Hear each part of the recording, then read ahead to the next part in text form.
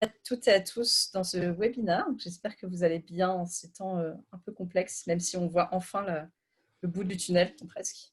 Donc aujourd'hui, on vous propose un format d'événement qui s'appelle Inspiré, qui est un format que vous avez trouvé sur la Make Sense TV ou via nos partenaires Socience et Thomas de la Paillasse. Donc c'est un format où... Pardon. Le jungle. Un format de conférence en live où on va monter en général donc, sur les épaules d'experts, sociologues, entrepreneurs et parler de différentes thématiques inspirationnelles. Donc aujourd'hui, on va parler du sujet de l'open science et en quoi c'est un levier pour développer des scientifiques, des solutions scientifiques face à la crise du Covid.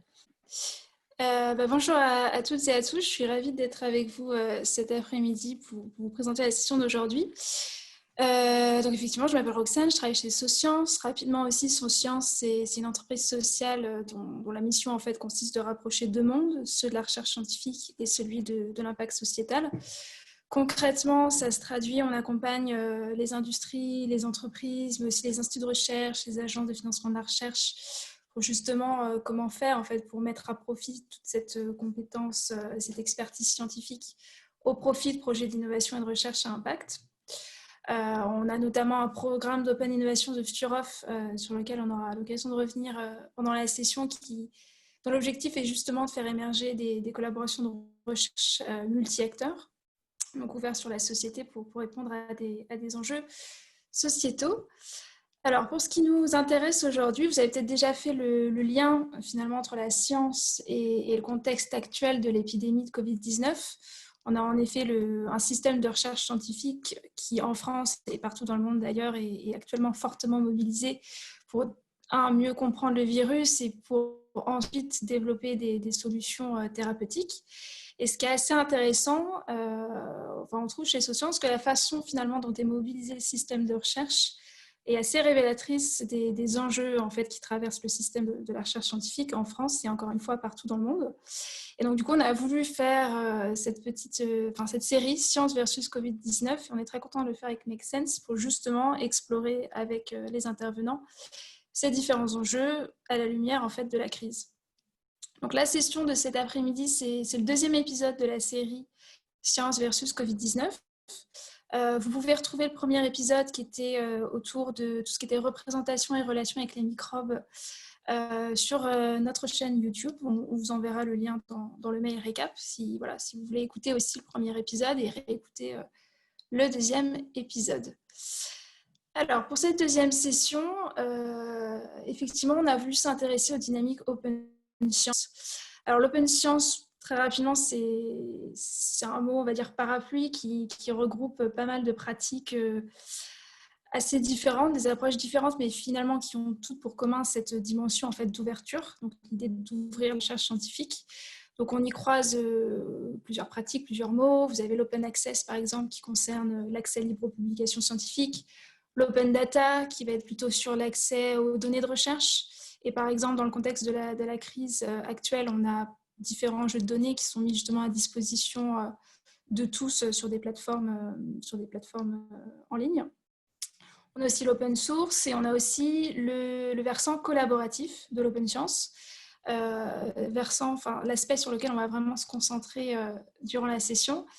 Et c'est l'idée en fait de développer une activité de recherche scientifique qui se structure et qui se développe en fait autour d'une collaboration étroite entre plusieurs parties prenantes de la société. Donc pas simplement la recherche publique ni la recherche privée, mais aussi les entrepreneurs sociaux, les citoyens, les associations, etc. Donc pour revenir à la crise du Covid-19, on voit effectivement qu'il n'y a pas simplement les mondes de la recherche privée et publique qui se mobilisent, on a aussi des communautés open science qui apportent leur expertise, leurs méthodes, leurs approches spécifiques pour développer des solutions.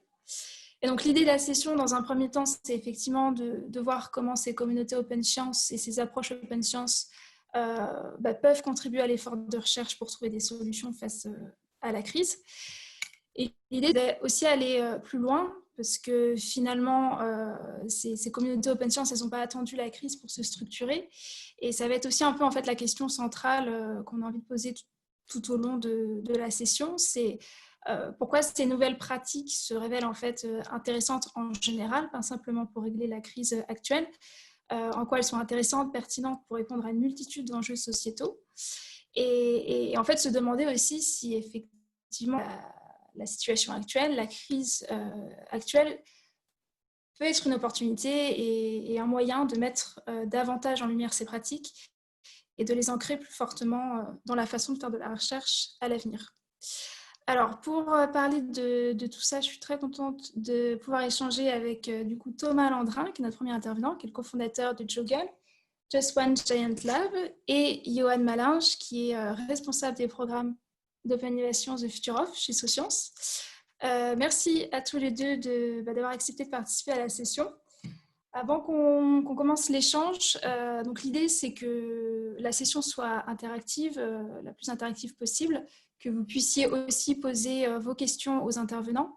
Donc la façon dont ça va se dérouler, on va faire un premier temps, une première demi-heure où on va faire une table ronde avec Johan et Thomas, et ensuite on aura un temps assez long aussi pour que vous puissiez poser vos questions et que les intervenants puissent y répondre. Donc n'hésitez pas en fait au fil de l'eau, au fil de l'échange, directement en fait poser vos questions dans le chat et comme ça on pourra les récupérer pour les poser ensuite à la fin de la session. Du coup on peut commencer. Alors ma première question c'est pour toi Thomas, autour de la plateforme Joggle que vous définissez comme le premier laboratoire de recherche et d'innovation fonctionnant comme une plateforme de mobilisation massive, ouverte et distribuée pour la résolution collaborative de problématiques d'intérêt général. Et vous avez lancé du coup plusieurs challenges, dont le Face Mask Challenge.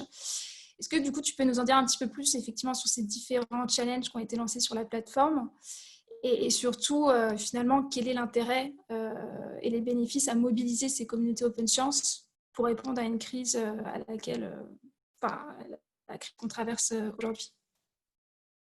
Avec plaisir. Déjà, bonjour à toutes et à tous. Je suis ravi d'être là. Merci pour l'invitation. Vous m'entendez bien? Très bien, oui. Super.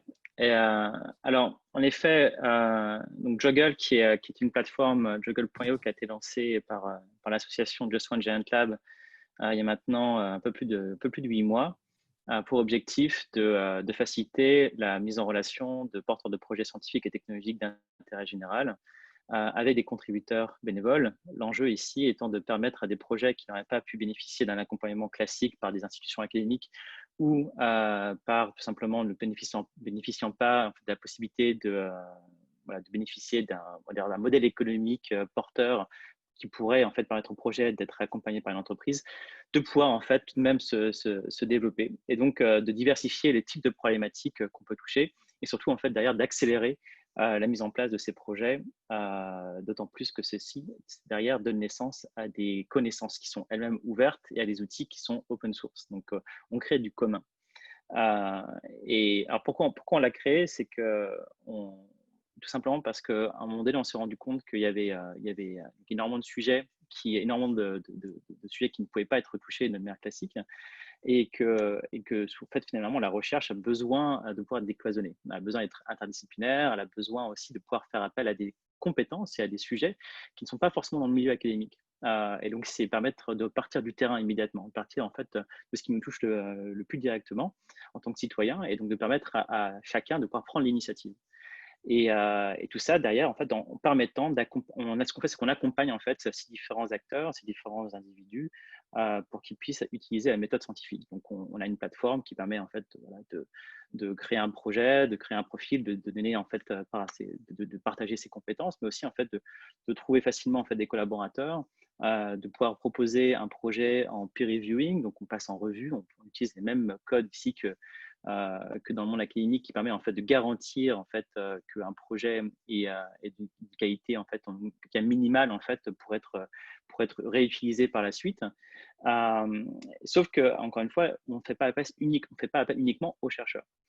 Alors, dans le cadre de la crise du Covid-19, on ne s'attendait pas du tout en fait, finalement, à ce qu'elle arrive. On avait construit Juggle pour, en effet, permettre une mobilisation massive, comme tu l'as expliqué, Roxane, donc une mobilisation à l'échelle planétaire pour les grands sujets de l'humanité. Et à la base, on s'imaginait plutôt que la prochaine crise sur laquelle on allait pouvoir vraiment en fait, se lancer, c'était la crise climatique. On ne s'attendait pas du tout à une crise sanitaire.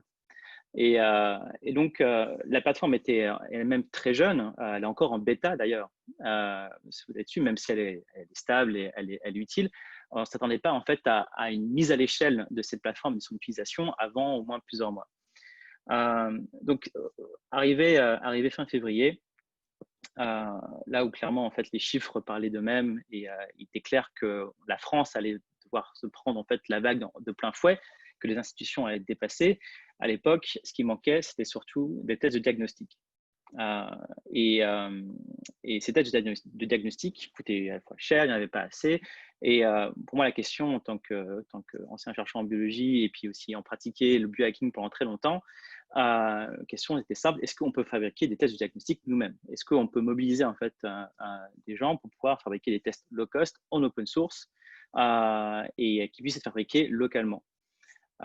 Donc, j'ai mobilisé une communauté autour de moi qui était ma communauté du DIY Bio et j'ai créé un premier projet sur Juggle.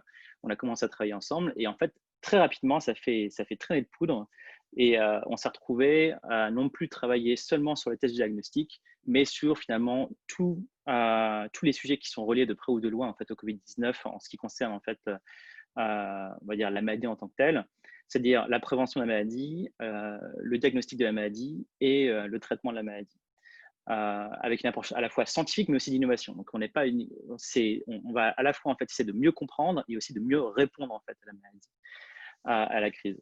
Et en effet, en l'espace de quelques semaines, on s'est retrouvé à mobiliser plusieurs milliers de personnes. Aujourd'hui, c'est plus de 4000 personnes qui se sont inscrites sur la plateforme.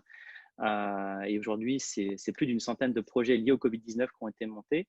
Et c'est des projets qui sont vraiment de très haute qualité.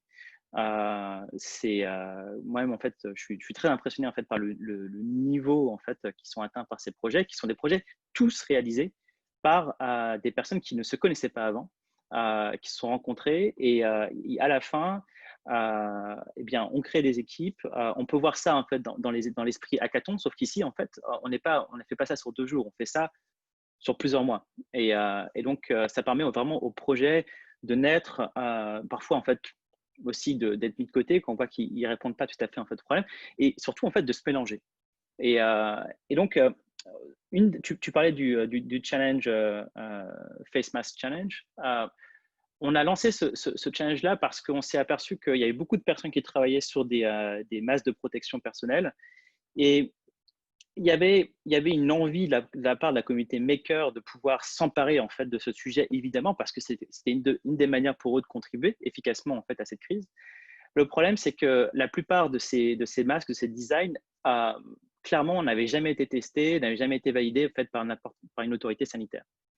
Le problème, c'est que on allait d'un seul coup en fait se retrouver avec une communauté qui dépensait en fait ses propres ressources sur peut-être des choses qui allaient être peut-être inutiles, voire pire, en fait dangereux en fait à l'utilisation, parce que finalement ça allait faire des fausses promesses de protection. Donc on a lancé un grand challenge. L'idée, c'est on va essayer de recueillir un peu tous les modèles de masques existants qui sont open source. Et en l'espace de, en effet, quelques jours, on s'est retrouvé avec, je crois, c'est plus de 70 designs qui venaient un peu partout sur la planète. Ce que je n'ai pas dit, c'est que la communauté qui s'est retrouvée sur Juggle, c'est plus de 120 pays qui sont représentés. Donc, c'est vraiment planétaire. On est nous-mêmes, en fait, très impressionnés.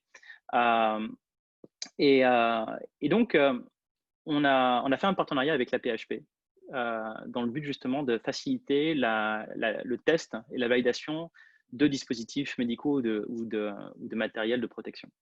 Alors évidemment, c'est simple à dire, mais c'est plus compliqué à mettre en place. C'est-à-dire que derrière, ce qu'on a fait, c'est qu'on a fait une première sélection. Et derrière, on a fait des propositions à l'AP qui eux-mêmes en fait ont une capacité de test interne. Et aujourd'hui, on a comme ça en fait validé quelques designs par exemple de visières ou on est sur les masques FFP2. C'est en train d'arriver. On ne s'est pas du tout occupé des masques type chirurgicaux parce que là, il se trouve que la DGA s'en est déjà occupée, a fait déjà beaucoup de tests sur les différents types de tissus et a libéré des résultats. Voilà, donc on a organisé comme ça en fait pas mal de mobilisation de communautés et surtout d'ailleurs en fait ce qu'on a fait, c'est qu'on a essayé de réfléchir à comment on peut accompagner chacun des projets pour qu'ils puissent vraiment aller le plus loin possible. Et parce qu'on fait face à des projets qui ne sont pas classiques, qui ne sont pas des projets portés, qui sont nés dans une institution ou dans une start-up, etc. Ce sont des projets qui sont nés spontanément à partir d'individus qui ne se connaissaient pas. Il n'y a pas d'entité vraiment derrière forcément. Pour nous, c'était important de réfléchir à comment on pouvait justement accompagner ces projets-là. Et donc, on a passé un partenariat avec, entre autres, le Fonds AXA pour la recherche pour pouvoir en fait, financer directement ces projets avec ce qu'on appelle des micro-grants, des micro-subventions qui sont à hauteur de 3 000 € et qui permettent justement à tous ces individus de ne pas payer de leur poche tous les consommables et les matériaux dont ils vont avoir besoin pour avancer sur leur projet. Et ça a été une accélération assez considérable. Ce qui a fait qu'aujourd'hui, on a, je dirais, facilement une bonne quarantaine, cinquantaine de projets de très haut niveau en fait, qui sont en cours actuellement dans la communauté. Ok, super. C'est vrai qu'effectivement, ces nouvelles façons de faire de la recherche qui ne sont pas classiques, ça pose évidemment des enjeux en termes d'organisation et de soutien, de financement, etc. C'est vrai que tout est un peu le système en fait est adapté pour ces nouveaux acteurs. Et tu mentionnais effectivement finalement la volonté d'avoir créé la plateforme pour d'autres enjeux sociétaux, dont l'enjeu climatique. Et c'est vrai que même si effectivement, on le perçoit peut-être différemment, mais c'est vrai qu'il y a des enjeux qui sont tout aussi urgents, et notamment le changement climatique, l'effondrement de la biodiversité, la pollution atmosphérique. Enfin, il y a beaucoup d'enjeux auxquels répondre. Et du coup, alors, je voulais que Yoann nous parle un petit peu aussi des programmes de Future, parce que c'est aussi une autre façon, finalement, de réunir en fait différents types d'expertise. Et c'est aussi des expertises qui viennent du monde entier. Et voilà, la plateforme Jugal, c'est une façon. Est-ce que, Yoann, tu pourrais nous en dire un petit peu plus sur les programmes TFO et sur cette autre façon aussi de faire pour justement réunir différentes expertises, différents acteurs, notamment des acteurs de la société, et aussi en quoi c'est pertinent et efficace pour apporter des solutions aux problèmes. Bien sûr. Bonjour à toutes et à tous. Très content également d'être avec vous aujourd'hui. Donc effectivement, Thomas avec le Juggle développe une autre manière, une nouvelle manière de faire de la recherche très intéressante. Et merci Thomas pour l'explication. C'est très inspirant.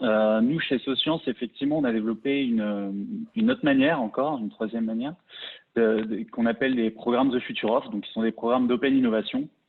Là aussi, le but du jeu, c'est de réunir plusieurs acteurs différents pour adresser un enjeu, un ou plusieurs enjeux. On se base souvent sur les ODD, mais pas que, les objectifs du développement durable, pardon.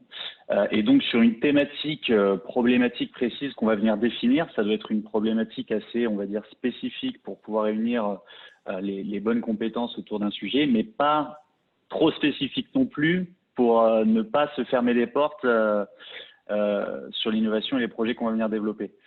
Par exemple, on avait développé un programme The Future of Waste sur les déchets fruits et végétaux avec Diana, donc, qui est une entreprise qui fait des composés chimiques pour les cosmétiques. Ils avaient une problématique sur les déchets issus de leur industrie avec les peaux de banane. Sauf que si on concentrait tout le programme uniquement sur les peaux de banane, on risquait de passer à côté de beaucoup d'innovations. Donc, on a décidé d'ouvrir la problématique aux déchets fruits et végétaux dans l'ensemble pour avoir des impacts sur la santé et la nutrition. Donc ça, c'est vraiment le démarrage d'un programme de Future Of. On définit cette problématique et scientifique et qui adresse des enjeux sociaux et environnementaux. Et sur la base de cette problématique, on fait un appel à projet international qui s'adresse à 5 types d'acteurs. On aura tout le milieu scientifique, on aura le milieu entrepreneuriat social et start-up, on aura le milieu des entreprises et des industries, on aura le milieu aussi associatif, ONG, et finalement ce qu'on appelle booster. Donc là, c'est tout ce qui va être transverse, cabinet de conseil, fonds d'investissement, etc. L'idée, c'est de réunir 30 à 50 personnes, experts travaillant sur la thématique, issus de cet appel à candidature, pendant une journée complète, journée pendant laquelle on a aussi des méthodos et des outils pour justement pousser à la collaboration qui est vraiment nécessaire aujourd'hui pour répondre à ces enjeux d'une complexité assez grande. Et donc, on va faire émerger de cette journée, de ces échanges entre ces 30 à 50 experts, des projets de collaboration scientifiques qui adressent des enjeux. Un exemple sur le dernier programme qu'on a fait en partenariat avec Perrier, qui était The Future of Positive Packaging, sur la thématique du packaging et de toutes les répercussions que ça a sur la planète. On a eu une rencontre qui a eu lieu le 12 décembre. On a eu 15 projets qui ont émergé de ces échanges. Et en ce moment même, on est en train, avec Make Sense d'ailleurs, d'accompagner 3 de ces projets. Et ces 3 projets-là sont des collaborations, par exemple, entre une entrepreneur sociale au Kenya et la R&D de Perrier, où l'idée, là, c'est de voir comment est-ce qu'on peut développer un nouveau bioplastique biosourcé et recyclable à partir de bagasse ou de noix de coco. Donc là, on a un projet vraiment de recherche exploratoire.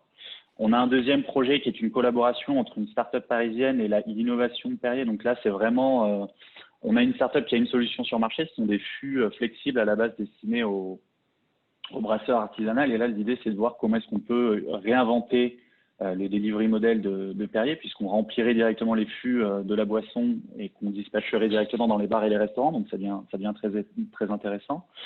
Et le dernier modèle de collaboration sciences-société qu'on a, c'est un consortium d'entrepreneurs sociaux qui regarde comment est-ce qu'on pourrait développer un kit de micro-usines, en fait, permettant de transformer le plastique en matériaux à plus haute valeur ajoutée, comme du textile ou des matériaux de construction, et d'avoir ce kit clé en main qu'on pourrait distribuer en open source et pour pouvoir implémenter ces micro-usines un petit peu partout dans le monde. Donc encore, voilà, avec ces programmes de Future Off, une nouvelle manière de faire de la recherche, je dirais, avec une valorisation sociale et environnementale forte et en favorisant, bien évidemment, la collaboration multi-acteurs. Top. Et du coup, moi, la question que je me pose et du coup que j'ai envie de poser à tous les deux, c'est, on voit effectivement qu'il y a des nouvelles façons de faire de la recherche, des nouvelles pratiques qui sont somme toute assez récentes. Voilà, Thomas, tu l'as dit, la plateforme est encore en bêta, TFO c'est pareil, ça a 3-4 ans d'expérience. Donc, c'est des choses assez récentes et c'est pas forcément évident je dirais, de réussir à en faire la norme en fait dans le système de recherche actuel, à passer du système tel qu'il est actuellement à un système plutôt tourné vers l'open science. Et du coup, pour revenir un peu à la crise du Covid-19, est-ce qu'on peut s'interroger, se demander si ce type de pratique était bien plus développé, bien plus accepté, bien plus ancré dans le système de recherche actuel? Est-ce qu'on aurait pu peut-être anticiper davantage la crise à venir? Est-ce qu'on aurait pu la régler plus rapidement? Et je pose cette question dans l'idée que pour les crises à venir, est-ce que c'est pas l'opportunité aussi comme un avertissement et de se dire qu'il va vraiment falloir développer ce type de pratique pour du coup, anticiper les crises à venir? C'est une question importante, en effet. Je pense qu'on n'a jamais eu autant besoin d'efforts à l'échelle planétaire qui soient véritablement ouverts, c'est-à-dire que ce qui sort de ces efforts soit partageable, sans limite, donc qu'on fasse de l'open source véritable. Je crois que on fait peut-être un… J'ai souvent été très critique envers les institutions académiques, mais je crois que parfois on leur fait des faux procès. Je pense qu'on met trop d'espoir, justement, et je pense qu'un peu comme les grosses industries doivent travailler avec des startups, je pense que les milieux académiques doivent travailler aussi avec d'autres types d'entités qui sont beaucoup plus agiles, qui ne sont pas forcément des laboratoires académiques. Je pense que ça fait maintenant des dizaines d'années que les chercheurs eux-mêmes essaient de faire bouger leur institution. C'est compliqué. Et je pense qu'il faut juste en fait proposer de nouveaux médiums. Et c'est ce qu'on essaie de faire avec Juggle, justement. Permettre justement d'avoir une troisième voie qui puisse être vraiment agile, collaborative, participative et ouverte. Là où c'est très difficile de le faire dans un cadre académique ou dans un cadre corporate. Et je pense qu'il ne faut pas forcer en fait les traits. Je pense qu'il faut juste en effet commencer à créer une nouvelle culture et regarder où est-ce que c'est possible. Et il faut trouver des nouvelles zones de rencontre. C'est ce qu'ont permis souvent les tiers-lieux. Les tiers-lieux sont apparus, ils sont restés parce qu'ils sont importants en fait dans l'écosystème général. On a besoin de ce type de lieu en fait pour pouvoir permettre à des acteurs justement très différents de se rencontrer. Quelque part, enfin, j'avais commencé avec la paillasse à l'époque justement pour imaginer qu'est-ce que c'était un tiers-lieu de la science. Juggle finalement est un tiers-lieu en fait distribué, si je peux dire. On s'imagine en fait, l'idée c'est à quoi pourrait ressembler un institut de recherche où n'importe qui peut en être membre. Donc réfléchir à quels sont en fait finalement les services. On va dans une université, vous travaillez dans une université, vous êtes accompagné par votre université. On vous donne un espace, on vous donne des moyens, il y a des services de comptabilité et autres. Et voilà. Il n'y a pas que des chercheurs. D'ailleurs, en fait, il y a souvent plus de personnel administratif et autres que de chercheurs eux-mêmes. C'est une autre critique. Mais ce qu'il faut voir, c'est que si on veut permettre en fait, à ces nouveaux efforts collaboratifs de naître et d'être durables dans le temps, il faut en fait inventer ces nouveaux services. Il faut en fait créer ces nouveaux équilibres. Et on commence à le voir arriver au sein du monde de la recherche avec comment on appelle ça, des coopératives, par exemple, de chercheurs qui sont en freelance. Donc, parce que les chercheurs peuvent pas, enfin, des personnes qui ont un parcours de chercheur ne peuvent pas tous rester dans le monde académique parce qu'il n'y a pas assez de postes. Hein. Et pourtant, ces personnes ont envie de pouvoir contribuer en fait à la recherche. Ils peuvent en fait obtenir d'autres types de statuts sous la forme de freelance. Et la Coopétique, par exemple, Coopétique Research qui fait ça à Paris. Et donc, on a comme ça ces nouveaux modèles qui sont en train d'apparaître. Et moi j'ai un peu tourné la page. C'est-à-dire que l'enjeu, c'est plus en fait d'essayer de transformer en fait à tout prix, de dire que le monde académique peut devenir en fait ce à quoi on croit. Donc, je pense qu'il faut juste en effet se consacrer à créer ces nouvelles interfaces qui sont extérieures et qui vont permettre non pas seulement aux seuls chercheurs de pouvoir faire la science ouverte, parce qu'on aura transformé uniquement en fait le monde académique, mais que surtout on va devoir permettre à tous les citoyens qui voudraient participer de pouvoir prendre part en fait à l'effort. Et ça c'est essentiel parce qu'aujourd'hui, quand on regarde un peu les chiffres, on peut considérer qu'il y a à peu près une personne sur 1000 en fait qui contribue à la création de la connaissance véritablement ouverte, c'est-à-dire qui sont publiés, c'est la connaissance qui est publiée dans les journaux à comité de lecture, donc revue par les pairs, et donc disponible derrière, si c'est encore en open access. C'est très faible quand on regarde le nombre de personnes qui ont par exemple eu accès à une forme d'éducation supérieure, une personne sur 10 minimum. Donc il y a un gap énorme qu'on peut retrouver. C'est juste qu'aujourd'hui, les institutions actuelles ne sont pas capables de proposer en fait une place en fait à des nouveaux types de contributeurs. Les communautés, on le voit, elles sont capables de s'organiser, elles le font très bien en fait en ligne. D'ailleurs, c'est la raison pour laquelle Juggle est uniquement une plateforme en ligne et on n'a pas créé un lieu physique pour ça. Et donc l'enjeu, c'est comment on connecte en fait ces gens, comment on donne une place à chacun et comment on l'accompagne en fait à l'échelle du groupe et à l'échelle individuelle. Mais c'est une nouvelle pratique à développer. C'est pour ça qu'on est encore en mode bêta. Et même si tout ce qu'on est en train de faire aujourd'hui est né d'une réflexion qui est beaucoup plus long terme, mais il y a tellement de choses à créer, de nouvelles choses à créer pour pouvoir permettre ce type d'action collective et leur permettre d'avoir un véritable impact, parce que trop souvent on a vu des initiatives naître mais mourir parce que l'énergie humaine ne suffit pas. L'énergie en fait des gens entre eux, c'est formidable, mais ça va tenir en fait quelques mois et à la fin ça va s'épuiser, ça ne suffit pas. Pour ça et donc il y a un enjeu, comment on permet vraiment d'avoir un impact, un véritable impact, c'est qu'à la fin il y a une vraie connaissance qui est validée, où il y a une vraie solution qui est développée. Et si possible derrière en fait que ça permette à d'autres, aux projets qui par exemple qui serait sur Juggle, d'aller en fait sur d'autres types d'actions qui peut être soit la création d'une entreprise, soit en fait ça peut être repris par une autre organisation ou même un laboratoire de recherche. On peut voir en fait aussi la question de comment on dérisque en fait la R&D. Aujourd'hui, il y a beaucoup par exemple, si on prend les sujets des maladies rares ou certains mêmes sujets en fait autour du changement climatique, il y a des problèmes qui ne sont pas attaqués par les industries parce que c'est trop risqué.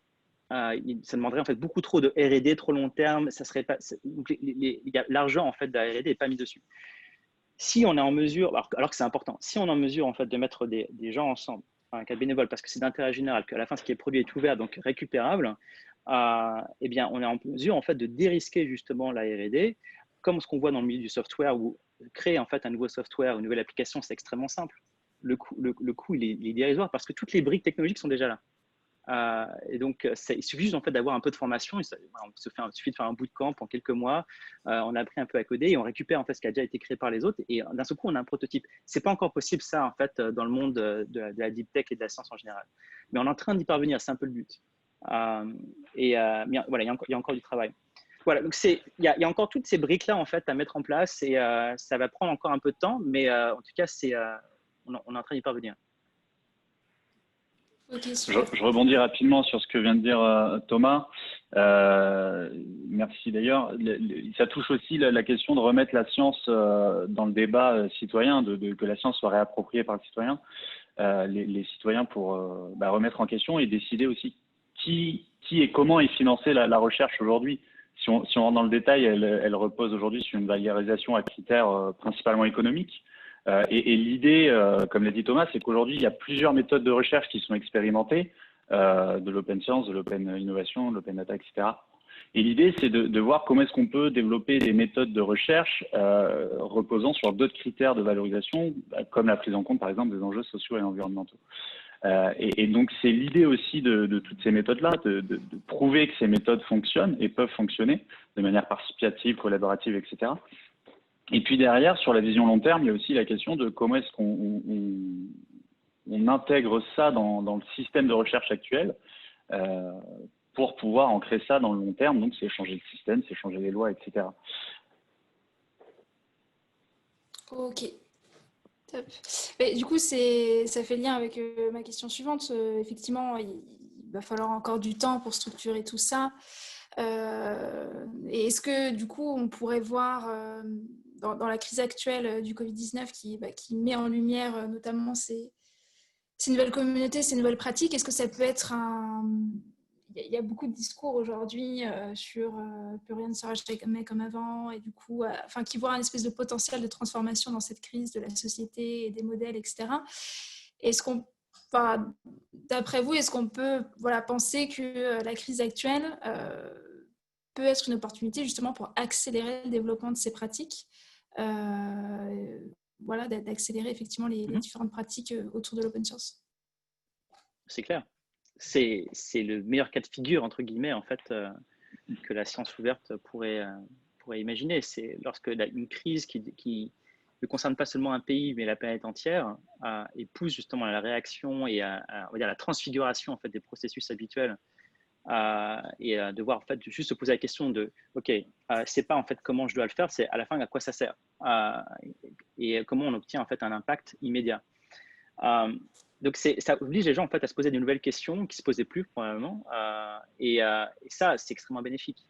Je pense d'ailleurs que ça me rappelle, on a vécu la crise de 2008 qui a donné naissance à beaucoup d'organisations et je pense que Make Sense en fait partie, et la PAIAS également. C'est-à-dire que ce sont des organisations qui sont nées en fait, peu de temps après cette crise où d'un seul coup en fait l'économie collaborative et puis en fait un nouvel esprit justement en fait beaucoup plus grassroots a pris naissance.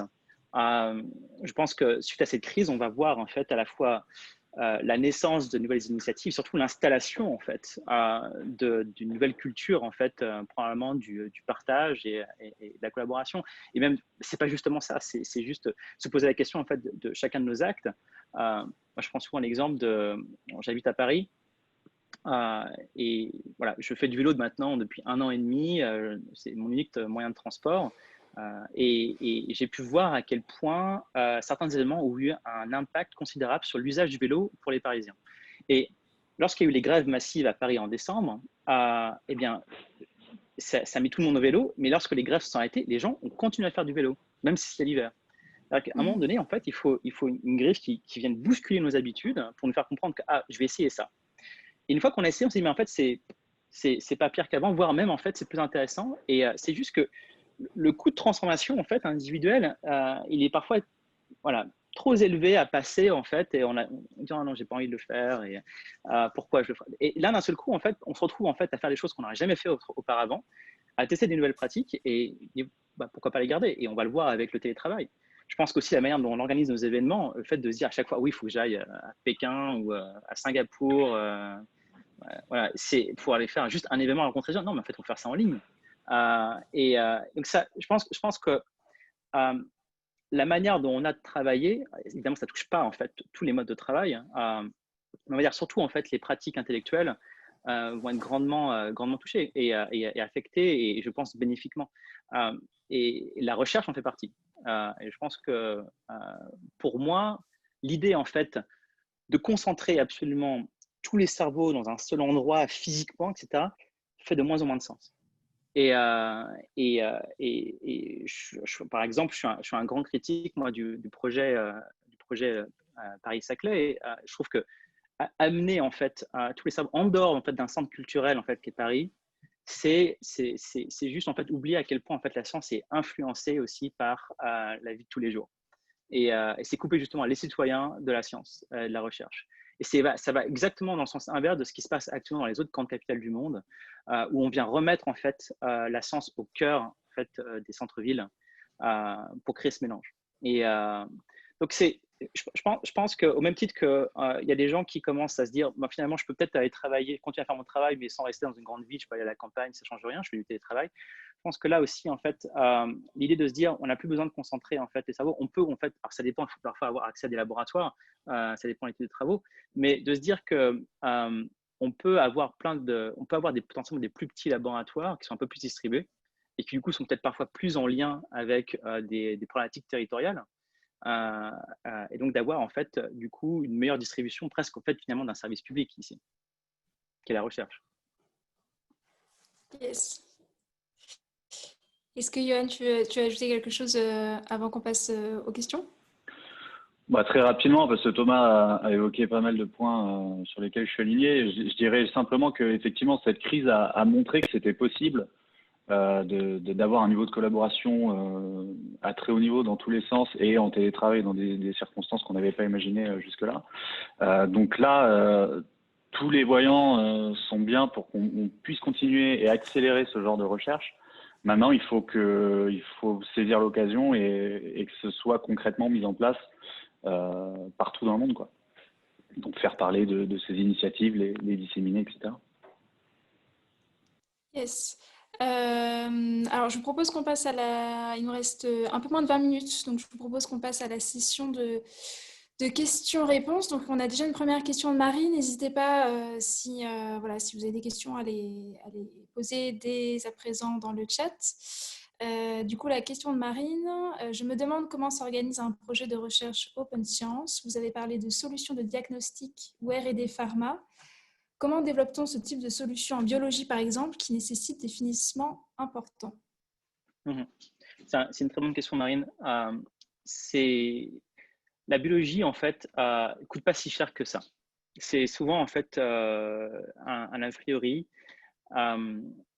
Pour vous donner l'exemple, en fait, aujourd'hui, il y a à peu près, je dirais, presque une dizaine, un peu moins d'une dizaine de projets de diagnostic sur Juggler. Et je vais en citer au moins 3. Il y a un projet qui est constitué en fait d'un consortium d'acteurs Marie, s'il te plaît. Excuse-moi, il y avait du bruit de fond, ça me dérangeait. En fait, à la base, ce qu'il faut, c'est poser la bonne question, regarder en fait quelles sont les technologies qu'on a à disposition. Le but, c'est pas de travailler sur les technologies qui sont disruptives, c'est-à-dire qui sont qu'on appelle cutting edge, parce que sinon, en fait, c'est uniquement accessible à quelques rares laboratoires. Donc, ce qu'il faut, c'est regarder avec les technologies, on va dire, classiques. Dans le cas du diagnostic, ça va être de l'amplification d'ADN type PCR ou équivalent. Ça, c'est des choses qu'on connaît, qu'on sait faire depuis quelques dizaines d'années maintenant. Ça ne vaut pas si cher que ça. Par contre, il faut juste faire de l'optimisation et d'adaptation. Donc, avoir d'ailleurs, en fait, finalement, juste les bonnes personnes avec les bonnes compétences qui sont réunies. Eh bien, on a des personnes qui se sont réunies, qui avaient envie de contribuer, qui elles-mêmes, en fait, avaient accès à des laboratoires, soit académiques, soit de start-up. Donc, par exemple, on a une start-up à New York qui s'appelle Anika Bio et qui est spécialisée, en fait, dans l'usage de l'ADN, en fait, pour faire du stockage d'informations. Et aussi des laboratoires collaboratifs, communautaires, type, par exemple, Biohackerspace, on a Aquarium, on a OpenCell, on a SoundBio, qui sont sur différents continents et qui, en fait, à la base, sont tous arrivés avec une idée assez similaires, mais un peu différentes. Et finalement, l'esprit de Juggle a fait qu'ils ont commencé à collaborer ensemble, parce que le but, c'est pas juste de dire c'est mon projet le meilleur. Non, à la fin, l'idée, c'est on veut construire une technologie, un objet qui fasse sens, qui soit le meilleur possible et qui soit ouvert, qui, entre guillemets, appartienne à personne. En fait, ici. Donc, le but, c'est si on peut réunir les gens, tant mieux. Et donc, ils se sont réunis. Et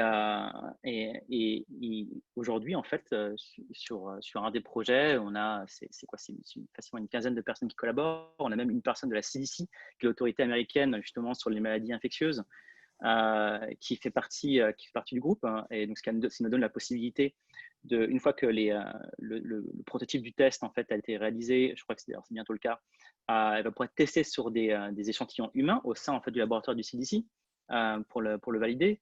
Et ensuite, on a également des collaborations en Afrique, comme à Kumasi, au Ghana et à Yaoundé au Cameroun, qui vont pouvoir en fait du coup aussi implémenter ce type de test dans d'autres types de contextes.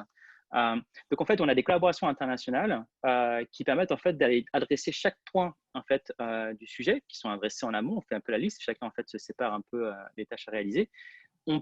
Les gens partagent en fait très régulièrement via la plateforme Juggle et sur où est-ce qu'ils en sont. Et il y a une synchronisation qui se fait assez automatiquement. Et à la fin, nous, ce qu'on fait, c'est qu'on vient accompagner autant qu'on peut sur quels sont leurs besoins. Donc, ils font des demandes de financement, c'est reviewé par la communauté de manière ouverte, et on vient valider en fait les projets et les financer directement.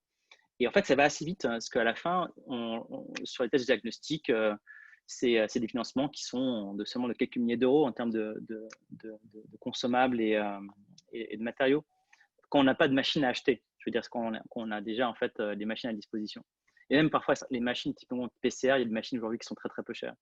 Donc, pour vous donner aussi un exemple, donc un autre exemple, on a des projets qui sont sur différentes manières d'approcher le diagnostic, mais aussi on a un projet qui est juste sur comment créer une capsule pour capable en fait de récupérer le test diagnostic à l'intérieur, de façon à ce qu'on puisse l'envoyer directement aux citoyens et qu'ils puissent se tester sur place, sans machine PCR, parce qu'en fait c'est un test qui n'a pas besoin de ce type de machine.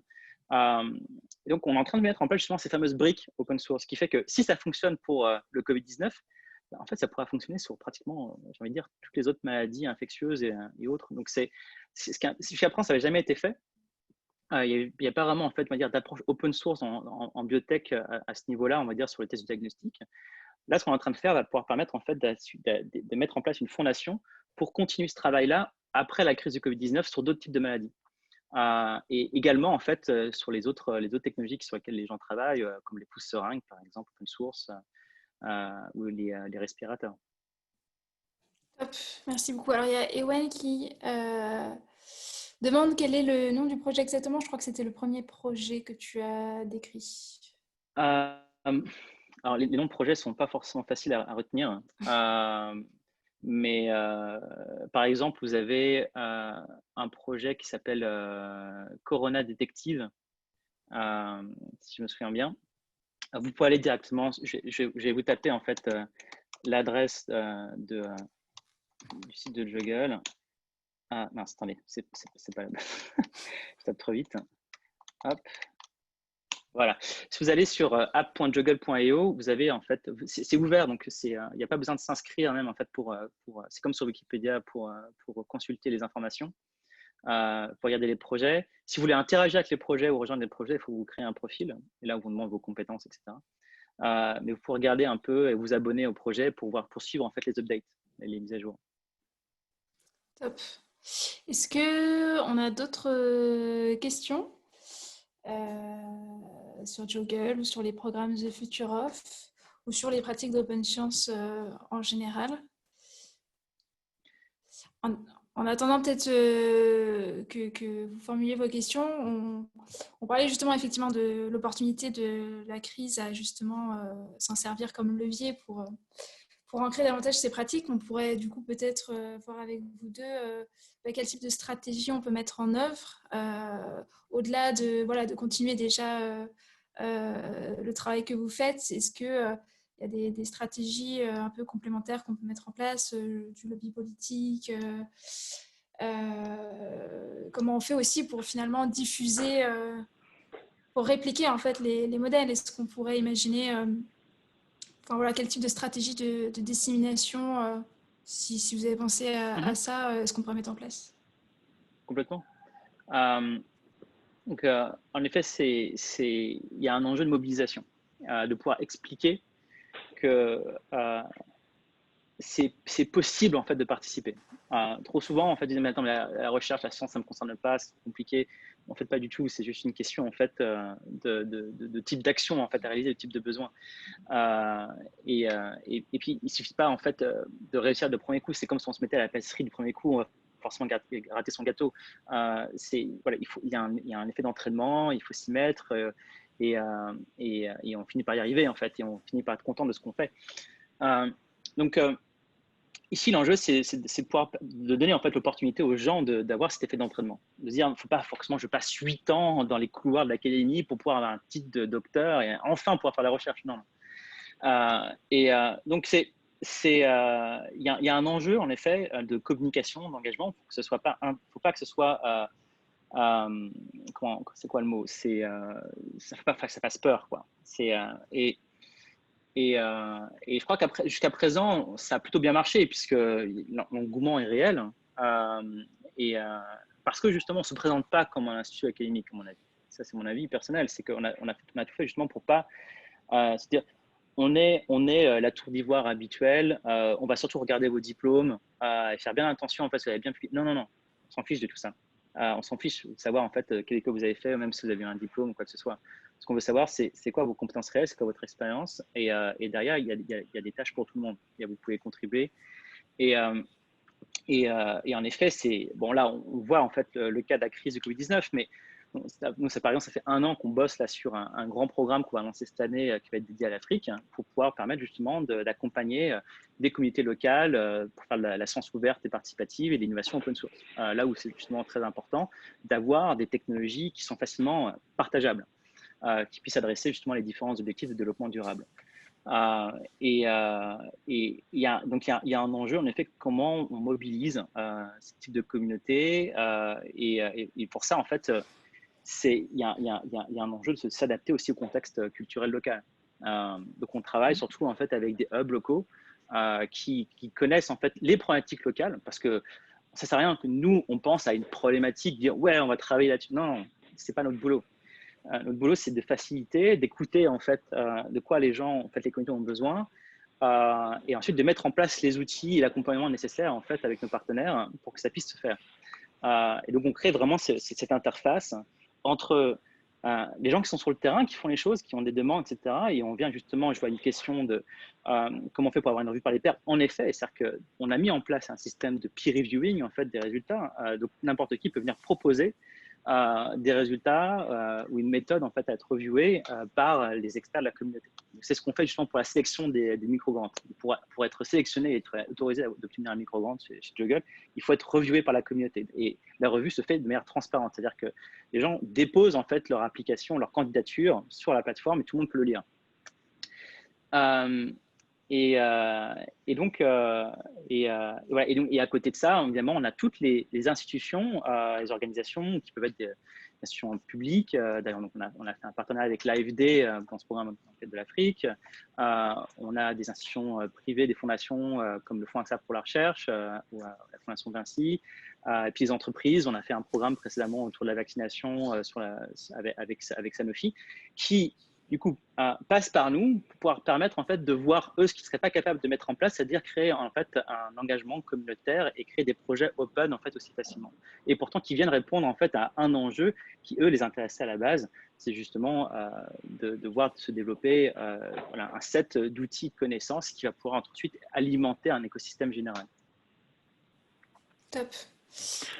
Et du côté Futura, pour la dissémination, très rapidement, nous, ce qu'on fait, c'est qu'on a formalisé tous les programmes de Futura et toute la méthodo dans un manuel qui résume chacune des étapes avec les bonnes pratiques et quel est le déroulé, et les pièges à éviter, etc., quels outils on utilise. Et en fait, on est dans une stratégie de dissémination où on va chercher des ambassadeurs à former pour leur donner toute la méthodologie, leur donner ce manuel, leur donner tous les outils, et ensuite les accompagner dans la réalisation pour qu'eux-mêmes puissent lancer leurs propres programmes de Futura sur leurs problématiques locales Et comme le disait Thomas très justement, on regarde à chaque fois comment est-ce qu'on adapte le programme aux spécificités locales, que ce soit en Asie, en Afrique, en Amérique, etc. Donc voilà, du côté Socience sur la dissémination, on essaie de le partager, de diffuser cette méthodologie de cette sorte-là. Top. Est-ce que quelqu'un a une question avant qu'on termine la session? Tac.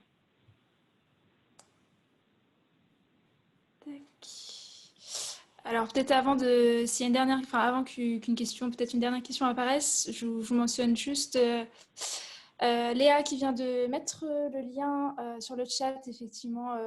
Voilà, si vous avez un petit peu de temps pour donner votre feedback sur la session, ce que vous en avez pensé, sur s'il y a des éléments que vous auriez aimé qu'on développe un petit peu plus, ça peut nous donner aussi des idées de contenu qui pourraient voilà, répondre à vos attentes par la suite. N'hésitez pas à y aller. Alors, hop. Alors, une question de Marine. Est-ce que vous auriez des exemples de projets tournés environnement appliqués au territoire français? Des exemples de projets open science, j'imagine.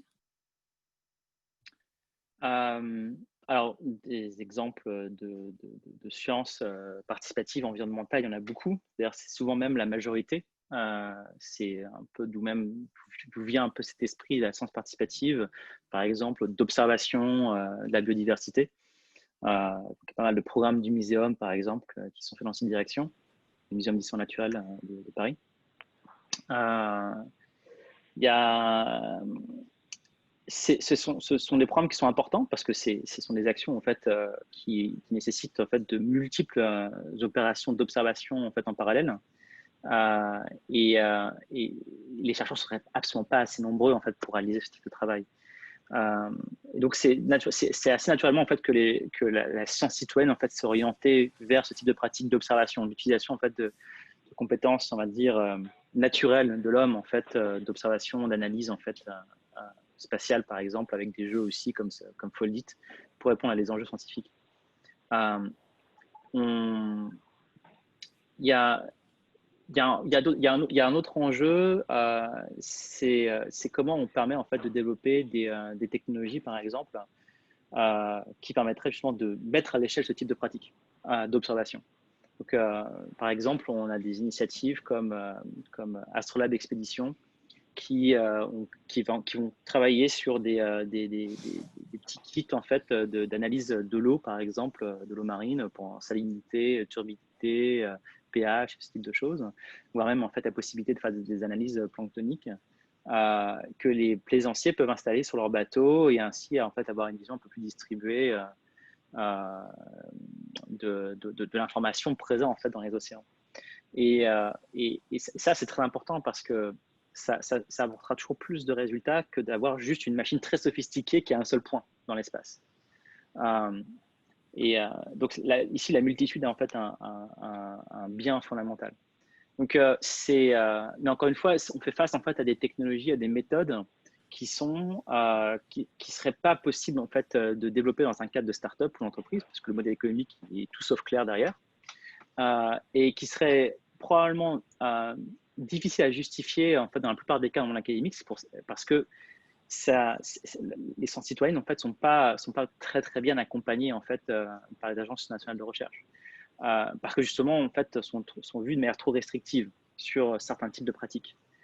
Pour moi, je crois qu'il y a un enjeu de dire que moi, si un but dans lequel j'aimerais aller, c'est de dire à un moment donné, on aura des communautés de contributeurs sur Juggle qui sont à un tel niveau que on pourrait en fait imaginer récupérer directement, en fait, et c'est ce qu'on fait déjà en fait, quand je le vois avec le Fonds Accès pour la recherche, des financements de recherche qu'on viendrait distribuer en fait, non pas à seulement quelques chercheurs particuliers, mais en fait peut-être plus une multitude pour leur permettre de travailler sur des sujets qui n'auraient pas été financés autrement.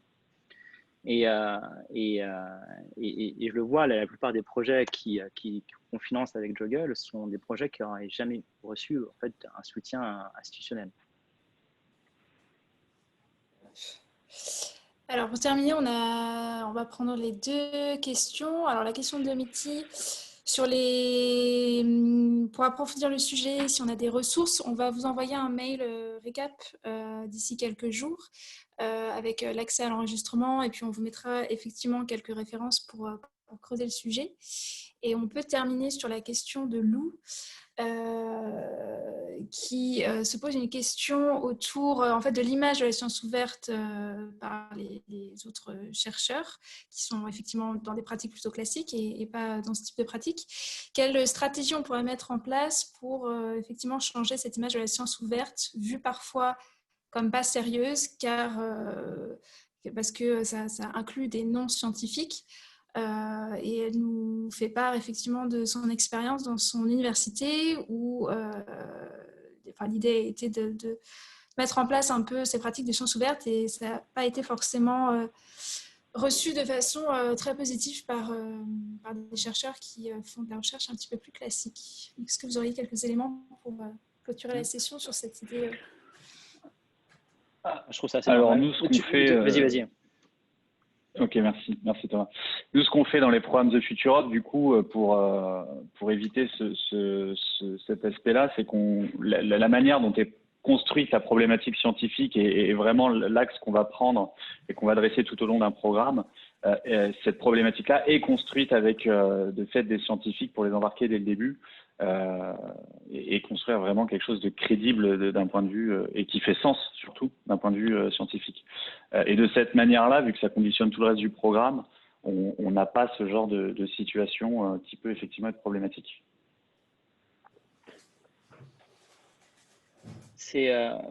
En fait, je pense que faut voir, finalement, les chercheurs ont un programme en tête, c'est-à-dire que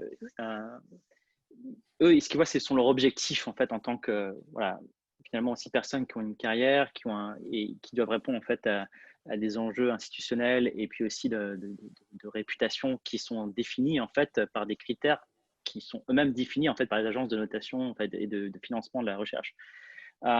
Et donc si on se met à leur place, c'est assez normal en fait de voir ça de cette œil-là.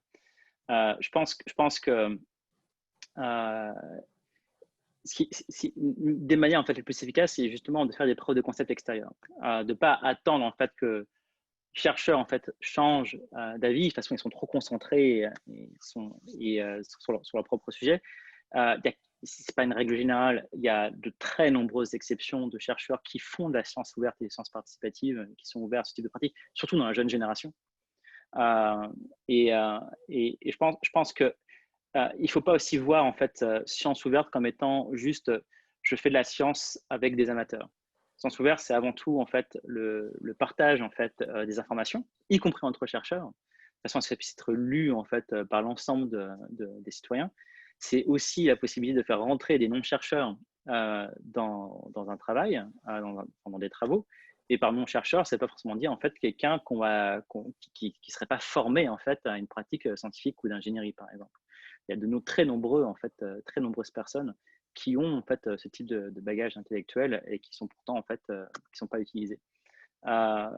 Et donc je pense qu'il y a une manière parce que finalement, surtout il y a un besoin de preuve de concept et de ne pas limiter en fait la science ouverte, la science citoyenne justement à l'approche qu'on lui donne aujourd'hui, qui est je vais créer un jeu en fait pour que les citoyens entre guillemets s'amusent et fassent de la science. Et peut-être que ça va m'aider. Il faut dépasser en fait ce concept-là. Et il y a de montrer en fait qu'il y a de la science participative qui est de la recherche participative qui peut être de même niveau en fait que niveau académique. Pour moi, c'est ce qui se passe sur Juggle, par exemple. Tous les projets ne sont pas au même niveau, mais clairement, il y a des projets qui sont, je pense qu'ils ne feraient absolument pas de tâche, au contraire, dans un cadre académique. Et ils n'ont pas été créés en fait par des personnes qui sont forcément eux-mêmes des chercheurs. Il y a des chercheurs, il y a beaucoup de chercheurs dans la communauté aussi Juggle, mais comme je disais, la plupart de ces projets en fait naissent de contacts entre eux. Et on a beaucoup par exemple de personnes qui sont des ingénieurs ou autres qui travaillent dans des entreprises, on a des développeurs, on a des freelances, on a des communicants. Ce que je n'ai pas dit, c'est qu'on n'a pas juste des scientifiques et des ingénieurs. C'est qu'en fait, il y a beaucoup de personnes qui sont des non-scientifiques et qui viennent contribuer parce qu'ils aident en fait à la coordination, à l'animation de la communauté et ils ont différentes formes d'expertise. Et ça, c'est très, très précieux. C'est au même titre qu'on a besoin, en fait, aussi de personnes non scientifiques pour pouvoir gérer une université. Là, pour gérer, en fait, une telle communauté géante et de tels programmes, on a besoin aussi, en fait, de ce type d'acteurs. C'est essentiel. Top, super. Mais je crois qu'on peut clore la session sur ces belles paroles et ces belles perspectives. Donc, comme je vous l'avais indiqué, on va effectivement vous envoyer un mail récap avec les liens pour réécouter la session et puis des références si vous souhaitez creuser le sujet. Un grand merci à Thomas et Johan pour votre participation et pour nous avoir éclairé sur le sujet. Merci également à tous les participants pour votre écoute et vos questions. Et on vous donne rendez-vous. On vous enverra également la date pour le prochain et dernier épisode de la série Science versus Covid-19, qui portera plutôt sur le système de la recherche scientifique, je dirais, assez traditionnel. Et effectivement, on voit qu'il y a beaucoup aujourd'hui d'appels à projets un petit peu flash et de voir un petit peu finalement si le système académique, en fait, le système de la recherche actuelle est suffisamment adapté pour répondre dans l'urgence à ce type de crise. Merci beaucoup. Et puis, je vous souhaite une très belle soirée à vous tous et à bientôt sur la Make Sense TV. Merci. Merci beaucoup. Merci tout le monde. À bientôt. Au revoir.